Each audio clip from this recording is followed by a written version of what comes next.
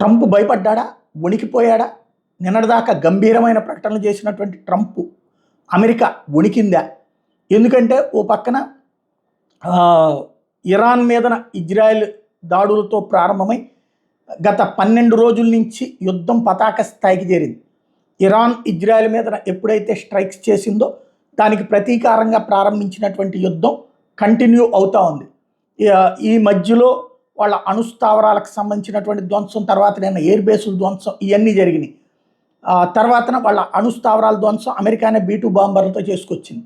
ఇదంతా అయిపోయాక ఇరాన్ దానికి ప్రతీకారం తెచ్చుకుంటాం, చరిత్ర చెప్పుకునే విధంగా మీ అంతు తేలుస్తామని చెప్తూ వాళ్ళ బేసులు ఎక్కడెక్కడ ఉన్నాయో చెప్తూ వాటి మీద అటాక్ చేస్తామంది. ఇవాళ ఆ బేసుల మీద 3 చోట్ల అటాక్ చేసింది. అత్యధిక అటాక్ ఖతార్లో ఉన్నటువంటి బేసిస్ మీద చేసుకొచ్చింది. దాంతో ఇది గల్ఫ్ దేశాల మీద యుద్ధం దాకా వెళ్ళింది. ఈ దశలో ట్రంప్ ఏమో ముందు ఒక స్టేట్మెంట్ ఇచ్చాడు, థ్యాంక్స్ టు ఇరాన్ అన్నటువంటిది, అంటే ఏమైనా జరుగుతుంది అన్నటువంటి కోణంలో. అయితే అమెరికా స్థావరాల మీద ఇరాన్ క్షిపణి దాడుల తర్వాతన ఖతార్ లాంటి వాళ్ళు వార్నింగ్లు ఇవ్వడం, ఇదంతా ఒక ఎత్తు అయితే ట్రంప్ అకస్మాత్తుగా తెర మీదకి వచ్చేసి ఏది శాంతి చర్చలు జరిపేశాం, యుద్ధం ఆపేస్తున్నాం, 12 రోజుల యుద్ధం ముగిసిపోయినట్టే. 12 రోజులు అంటే ఇజ్రాయెల్ ఇరాన్ యుద్ధం ముగిసిపోయినట్టే, ఇక్కడితో క్లోజు అంటే ఇప్పుడు అమెరికా దాడి చెయ్యదు అని చెప్పడం.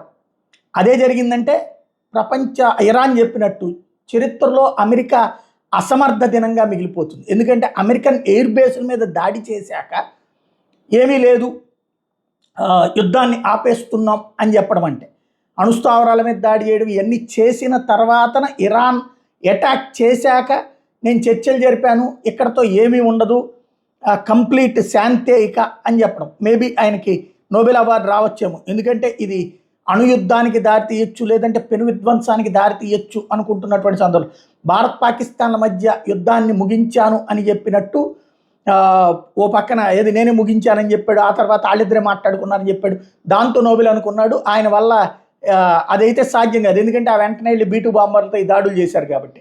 ఇప్పుడు తాజాగా జరుగుతున్నటువంటి ఆయన స్టేట్మెంట్ చూస్తే తన దేశానికి సంబంధించి అంటే ఇక్కడ ఇరాన్తో చెప్పుండాలి, నీ మీద మేము కొట్టింది తప్పే, నువ్వు మా మీద కొన్ని దాడులు చేయి, మా వాటిని ధ్వంసం చేయి, అయిపోయిన తర్వాత నేను చెప్తాను, మన ఇద్దరం శాంతితో ఊరుకుందాం, నీకు సాటిస్ఫాక్షన్, మీ షియా ముస్లింలకి, తర్వాత ప్రపంచవ్యాప్తంగా ఉన్నట్టు ముస్లిం సామాజిక వర్గాన్ని ఏది షియాల్ని సంతృప్తిపరిచినట్టు ఉంటుంది.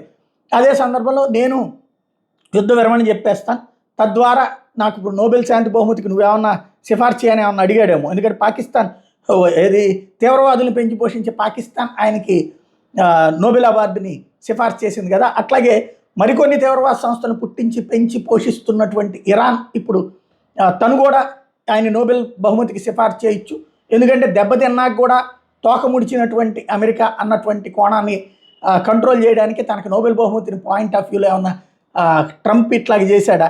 ఇలాంటి విచిత్ర ప్రకటన అమెరికా చరిత్రలో నిజంగా ఎవడూ చేయలేదు.